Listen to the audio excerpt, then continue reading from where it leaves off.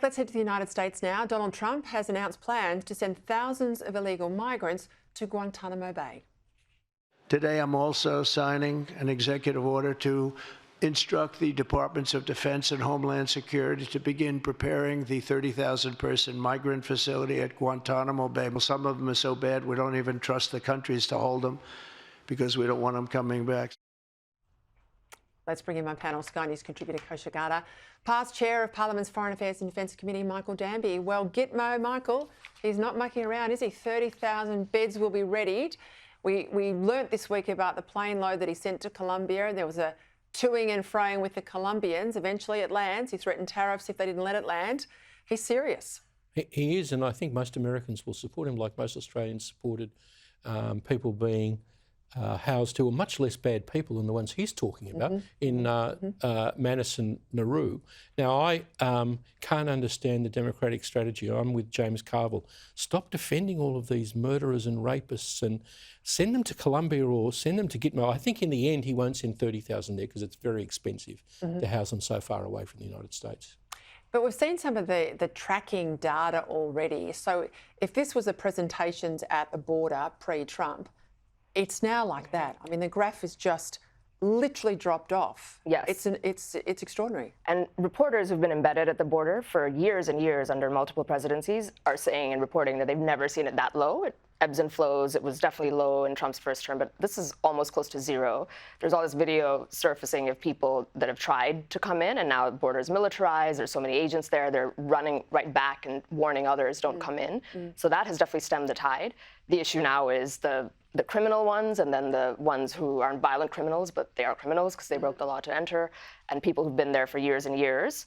That's going to be tougher to do, but he's talking about going for that number, and it's anywhere from 20 to 40 million people that he's saying he's going to try to get out, so we'll see. Speak softly and carry a big stick. It works. It certainly is. It's worked before. Hey, talk to me about work from home. The stats say that there's 6% of public servants only who were turning up to the office. I saw some American congressman holding up a phone. He'd been on it for an hour and a half and no one would answer it in the particular department. I mean, if there's only 6% in their vast corridors, I've seen those public service buildings in Washington. They've got to turn up to work or lose their jobs.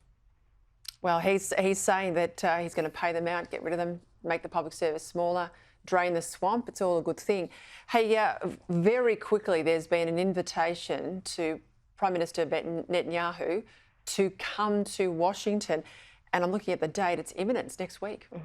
That's one issue where Trump has, well, he's broken from Biden on every issue, but in this one, he is a staunch ally. He's shored that up in terms of maintaining aid, removing bans on different missiles and weapons and so on and so forth. So this just sort of adds to the optical side of it, that he's standing shoulder to shoulder with him, and he's leaning into that strategy. I'm just told in my ear from Sydney that we've got pics. I think the release of more hostages is imminent. When that happens, we'll take those pictures live.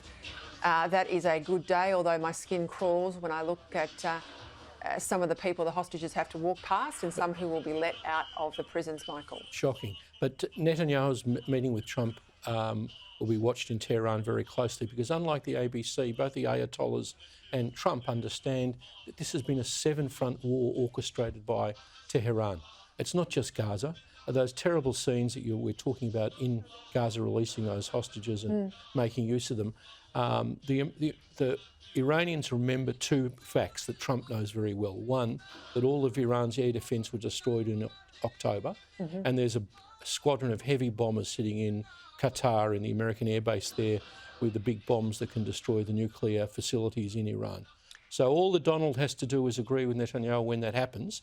I'm not saying it will, that they will agree to it, but they have that option. He's also called out, Kosha, he's also called out this sense that the, I've lost my train of thought, completely gone out. Let's go to RFK Jr. What's happening there? So that was a very interesting hearing. I think it's a little bit on a knife's edge because he can afford to lose 3 senators, not 4. And there is one more Republican, Cassidy, who seemed to not like his answer on certain substantive questions. So that's going to be interesting to see. On the other hand, there are some Democrats who he's been lifetime friends with who might come over. So we'll see. So but you're he's got a saying lot of Mitch vision. McConnell, is it like a done deal vote against? It seems to be that way. For all the 4 controversial ones, that's what everybody's expecting. So he can't lose anymore. And Caroline Kennedy, what was that about? So I'm not a fan in general on a human level of airing family laundry out in public. no one is. It was unbecoming. And the thing is, the American people know what time it is right now. They don't care about checkered pasts in their personal lives with any of these candidates, him or Hegseth or Trump himself. They want serious people who have vision to reform these agencies, and he ticks that box to a lot of them. I remember what my question was, that you were talking there about Iran and the area.